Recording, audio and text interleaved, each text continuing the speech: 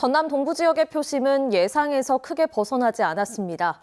이번 총선의 의미와 집권 여당의 지역구 의원들에게 앞으로 남겨진 과제를 김종수 기자가 정리했습니다.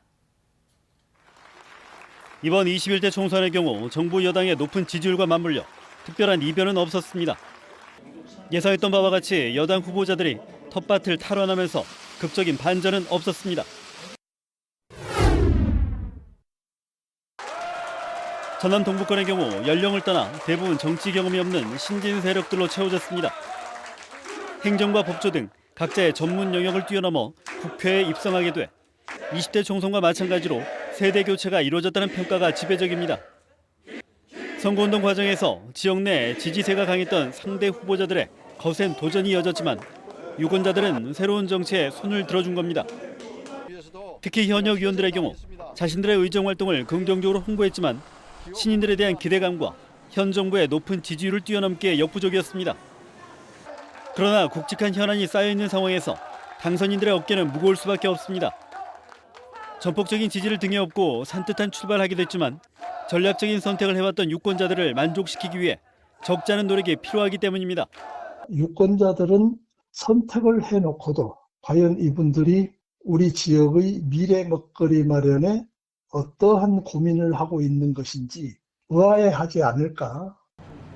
또 현역 의원들이 추진해온 다양한 지역 사업들의 지속성 여부도 당선인들에게 남겨진 몫이 되면서 이들의 행보가 더욱 주목됩니다.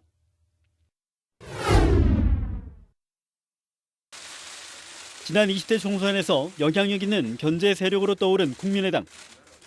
이른바 캐스팅 보터로서 대안정당임을 자처하며 유권자들에게 존재 이유를 알려왔고 현 여당에게 회초리를 드는 데 중요한 역할을 해왔습니다.